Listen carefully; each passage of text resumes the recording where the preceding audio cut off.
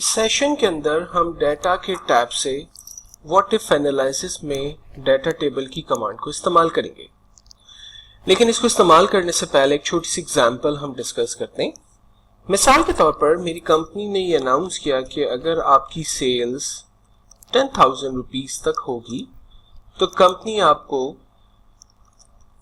Commission offer करेगी जो कि 3% होगा। और मुझे ये मालूम करना है कि 3% कमीशन कितना है, तो हमने फार्मूला लगाया equals to 10,000 multiply by 3% and enter किया।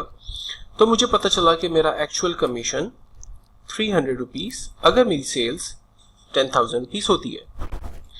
अब साथ ही कंपनी मुझे ऑफर करती है कि अगर आप 20,000 तक की सेल्स करते हैं, 30,000 तक की सेल्स करते हैं और आप 40 और 50,000 तक की सेल्स करते हैं तो आपको 3% से ज्यादा 3.5%, 4%, 4.5% एंड 5% कमीशन जो है वो ऑफर होगा।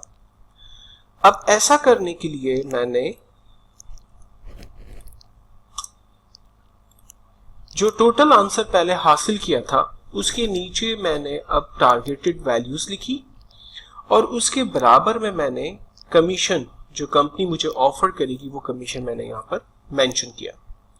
यानी आसान ज़बान में ये कहें कि टोटल के बराबर में आपने कमीशन और टोटल के नीचे आपने एक्चुअल में टारगेट वैल्यूज मेंशन कर दी एंड देन अपने कंप्लीट डाटा को रेंज में ले लिया।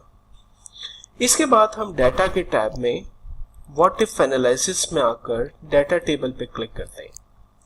हमसे सवाल करता है कि रॉ इनपुट सेल बता दें। रॉ इनपुट सेल के अंदर चूंकि हमारे पास डिफरेंट रॉस के अंदर सेल्स या टारगेट लिखा हुआ है तो हमने इसलिए रॉ इनपुट सेल के अंदर अपनी सेल्स को मेंशन किया, जबकि कॉलम इनपुट सेल्स के अंदर हमने अपनी कॉलम यानी कमीशन को मेंशन किया एंड देन फाइनली हमने ओके किया।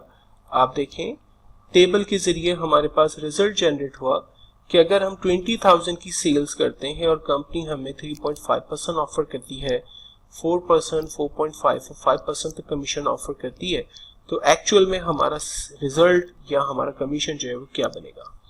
और इस तरह से हमने अपने पूरे डाटा को एनालाइज किया कि अगर हम इस तरह से सेल्स करते हैं तो हमारा कमीशन एक्चुअल में क्या बनेगा।